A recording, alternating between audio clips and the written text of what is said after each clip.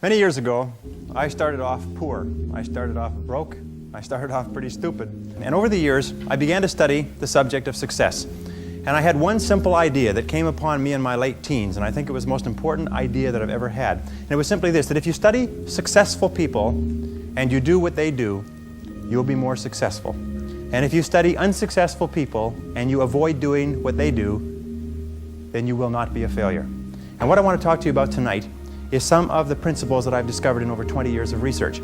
I have studied successful men and women. I have read biographies and autobiographies. I have looked at the characteristics and principles of them. I've studied philosophy and economics and religion and psychology and metaphysics. And I've come to 10 key qualities. Now there may be more and there may be less, but I find that each of these 10 qualities that successful men and women have, that if you have these 10 qualities, there's nothing in the world that can stop you from being an outstanding success. So let's talk about these principles. The first principle is clarity. So it means clarity of thinking. It means thinking clearly, and it extends from thinking clearly to a series of other things. With regard to clarity, it means the ability to determine exactly what it is that you want to be, have, or do in life. And the more I study successful men and women, the more I find that every single one of them, the top 5%, are very clear about where it is they're going and what it is they want to accomplish. And when I look at unsuccessful men and women, or men and women who seem to be unhappy and floundering, I find that almost invariably they have a very, very limited sense of direction, sometimes no sense of direction at all. As they say, if you don't know where you're going, any road will take you there. If you do not have clear, specific goals for your life, you are doomed forever to work for people who do. And that seems to be the case. And yet only 5% of people have goals. So the key starting point with regard to clarity is to know where it is you're going and what it is you want to be and what it is you want to have and what it is you want to do. The second key with regard to clarity is decisiveness. Be decisive. I have never met a successful person who was indecisive, and I've never met a failure who is decisive. Be decisive. Develop the characteristic and quality of decisiveness. We know that the reason why we are indecisive is because we're afraid of making a mistake. But the terrible thing is that the way that we think becomes a habit, and the habit of indecisiveness can condemn us to failure. We can be talented and intelligent and ambitious, but if we cannot make the hard decisions in our life, and if we cannot make decisions readily, then what happens is we always have to work for people who do make decisions readily. Now, the interesting thing about decisions is that about 80% of decisions should be made the first time they come up. And if you make decisions every single time they come up, sooner or later you will develop the habit of decisiveness. You'll be very clear about what it is you want, and it's easy to make decisions if you know what it is you want to accomplish. And the difference between successes and failures is not that successful people make right decisions, it is that successful people make their decisions right. The third point under clarity is to have a vision for yourself and a vision for your life. The key to having a vision is to have a dream. They say in the song, you've got to have a dream if you want to make a dream come true. And you can fulfill your dreams. All the great movers and shakers throughout all of history have been dreamers. They've been people with dreams. They've been people with visions. All leaders have vision. In the book of Solomon it says, where there is no vision, the people perish. And the metaphysical meaning of that is that where people lack vision, they perish inside because they lose the excitement and the thrill of life. If the best way to predict the future is to create it, which means to have a vision, and even though the vision is in the air or the sky, then build a foundation under your dreams. And when you see men and women who rise from poverty and obscurity to fame and renown, you invariably see someone who had a vision of what they could be and have and do that was far beyond what they were. Every one of us has had an experience. At one time when we were small, we had a vision of being grown up and having our own cars. And as we grew older, we had a vision of having our own homes and our own families. The problem is that our goals are set so low that even when we do achieve them, they don't turn us on. They don't fill us with enthusiasm. So dream big dreams. The second letter of the 10 is competence. And this is a discovery that I made a couple of years ago, and it just staggered me because I've been studying success for years. And then there's the book In Search of Excellence, and then there's The Pursuit of Excellence, and then there's Refinding Excellence and Losing Excellence, and all the excellence books. And I sat down and looked at this whole concept of excellence, and I saw something that I hadn't noticed. It's almost like something brought to the surface of your mind. I noticed that every single man or woman that I had studied who had achieved any kind of success in any field whatsoever had done it after they had made a commitment to becoming excellent in that field. And I began to look, and I began to compare, and I began to talk to people, and I speak to thousands of people virtually every month. I found that I never found a single person who was successful who was not excellent at what they did.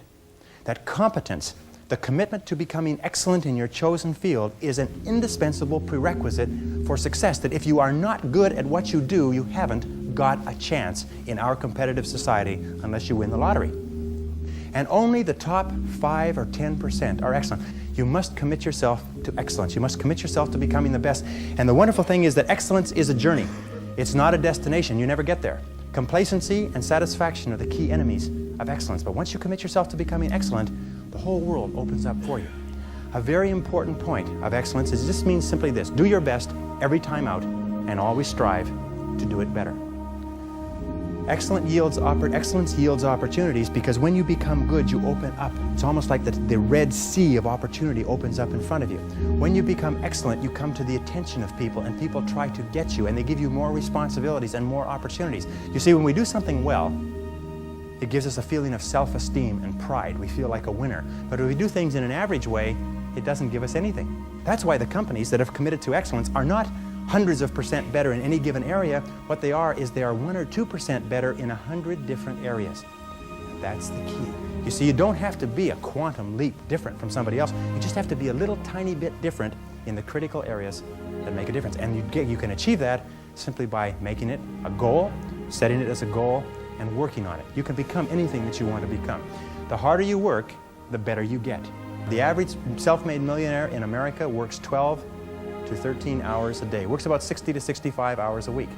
I'll tell you this with regard to hard work, that in our society you only work 8 hours a day for survival.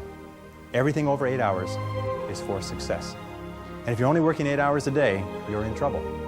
If you're only working 8 hours a day, you better have a rich uncle, or you better have somebody else who's going to take care of you, because 8 hours a day only gets you survival in our society. Because it's so competitive that somebody else is working 9, they've got an edge on you. Somebody else is working 10, they've got a bigger edge on you. Every hour over 8 that you invest is an investment in your future, is an investment in your success.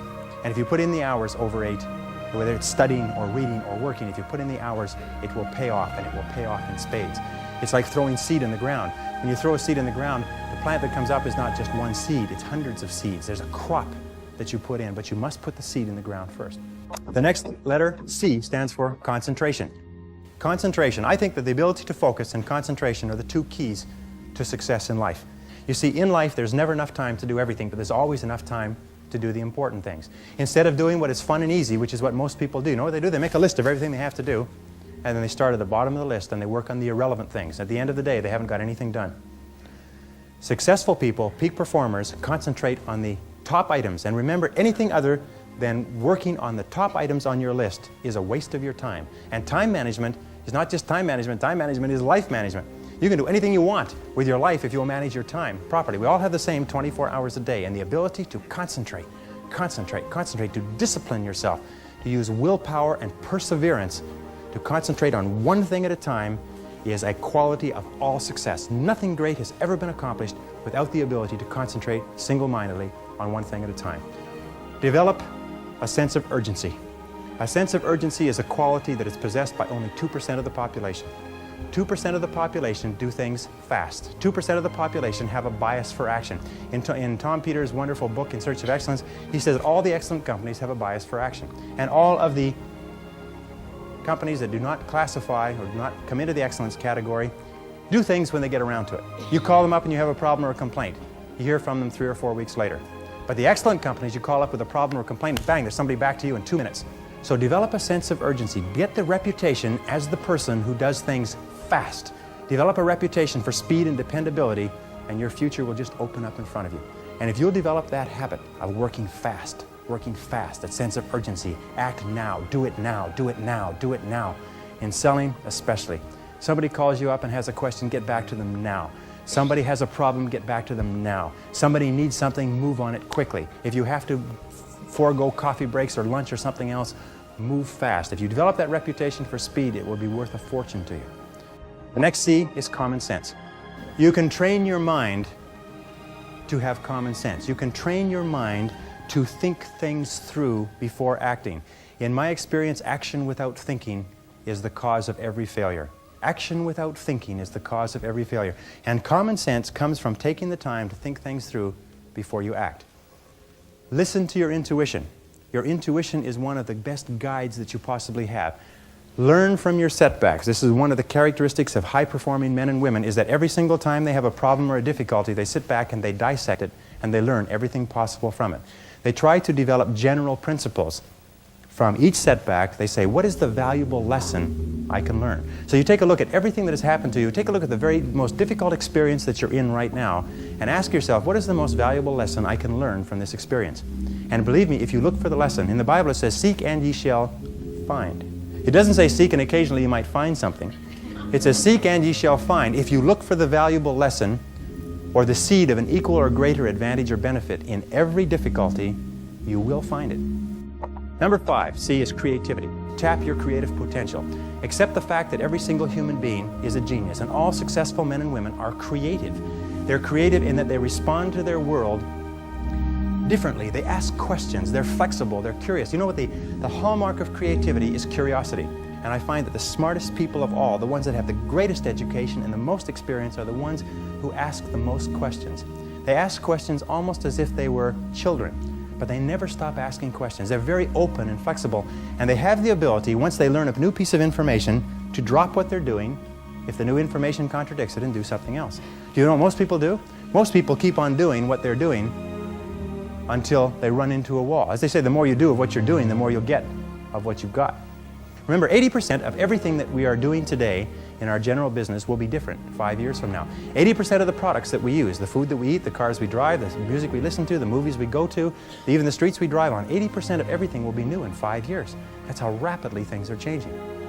According to the research, all you need is an idea that's 10% new to start a fortune. If you want to be, I'm going to tell you something, that if you want to be wealthy in life, if you wish to become very wealthy, if you wish to become even a millionaire, you can do it if you're willing to pay the price. But most people become millionaires by offering a good or service that people use all the time, and they offer it just a little bit better. They do it just a little bit faster. They put a little bit more grace or finesse into what they're doing. They handle it, they wrap it, they are more polite. The restaurant that has people coming back to it may have food that's only 5% different, but it's the way the people handle it that's so different. You can do anything you want in life. All you have to do is find an idea that's 10% new, and you'll find it if you flood your mind, read magazines, read books, ask questions, ask why people are doing things the way they're doing. Next is consideration. Consideration is based on the fact that the quality of your relationships with other people more than anything else will determine your success in life. How well you get along with other human beings, your quality of interaction will determine your happiness, your success, your achievements, your wealth, and anything else. And that's very, very true.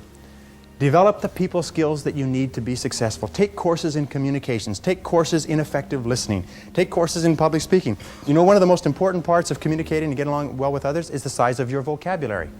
You've probably heard that before. The size of your vocabulary, your ability to express yourself orally, your ability to stand on your feet, your ability to write effectively and get your point across to others will have a tremendous impact on your life, because you cannot imagine a successful person who cannot communicate effectively with other people. Consistency means that dependable, steady, predictable work is always vastly superior to spurts or flashes of brilliance and genius. There's a law of accumulation in the universe, if I can pass this on. A law of accumulation that says that even though you do 100 things or 1,000 things that you don't see, eventually they accumulate and they gather a force of their own. That every single great accomplishment in life is the result of thousands of minor accomplishments that nobody ever sees. But every single great success was at one time a failure. And they failed and failed and failed and failed over and over again. And all great successes are a story of failure, failure, failure, failure, failure. Outstanding success. Boy, ain't he lucky. Isn't that right? Boy, he was lucky. He sure had the right connections. The next C is commitment.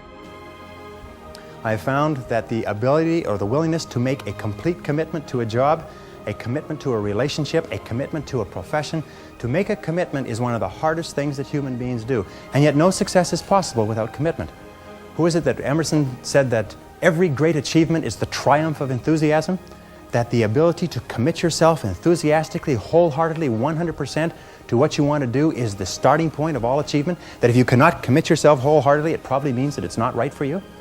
And that all of us in life seek for something that we can commit ourselves to. Alan Cox, in his book, The Achievers, which came out last year, found that the executives in the corporations that he studied who achieved the very most in the shortest period of time had found the proper niche for themselves and had lost themselves in their work. Dr. Shirley Blotnick's study of self-made millionaires. 83 out of 1,500 people became self-made millionaires over 20 years. He found that the one quality that they all had in common was that they picked work that they loved, they specialized in that work, they became very good in it, and they eventually became paid very well for it, and then they held on to the money. Courage is the outstanding quality of all leaders. Courage means that you have the ability, you have the willingness to confront your fears. Because what I've found over the years is that brave people, courageous people are not people who are not afraid. They're simply people who master their fears. They're simply people who face their fears, confront their fears. And Mark Twain said it many years ago. He said, with regard to fear, he said, do the thing you fear, and the death of fear is certain. Now, fear and courage tend to be habits. That if you are afraid and you give in to the fear and you back away, it becomes a habit to back away whenever you're afraid or unsure. If you're afraid and you force yourself to confront the fear, it becomes a habit to confront the fear whenever you find something that you're afraid of. And you'll find that most fears disappear when you confront them. Dare to go forward in your life. Dare to go forward in the direction of fulfilling your potential. When I was, many years ago, I was a karate student. I was also a karate instructor, and I competed in 3 international championships. And one of the things that I learned from my best karate instructors, and I studied under 6 world champions, is they told me that when you fight, always move forward. Even if you're only moving forward half an inch at a time, just always move forward. He said when you're moving forward, 100% of your attention is forward. But if you're moving backward, even a half an inch at a time, half of your attention is always behind you and where you're going. So always move forward. Always dare to go forward. Whenever you have a choice of either staying still and playing it safe or moving forward, move forward. Not because you'll necessarily succeed every time, because it reinforces and cements the habit of moving forward. And most people, when they have a choice of moving forward or playing it safe, play it safe. But I think General Douglas MacArthur said there's no security in life, only opportunity. Life is very perverse in a way, because the more we seek security, the less we have it. And the more we seek opportunity, the more we have security. In my experience, the fear of failure is the greatest single reason for failure in adult life. The fear of failure, the fear of making a mistake, of losing our money, our time, our effort, is what paralyzes us and holds us back. But the fear of failure is a habit which can be counteracted by the habit of courage. You know, the best quality in the world that you can develop, and I give it to you because I made it my life's habit to develop this quality. I hope I've got it, I don't know for sure. But the quality is to develop the quality of being unstoppable. Develop the quality of being unstoppable. Say in yourself that no matter what life throws at me, it'll never stop me. No matter how rough it gets, I will never quit. And nothing will ever stop me. Make the decision that you can be tired, you can be worn out, but nothing is ever going to stop you. That's a wonderful decision. Because then no matter what life throws at you, you pick yourself up. And you say, okay, give it your best shot, as Fonzie says. Nothing is going to stop you. It's a wonderful feeling.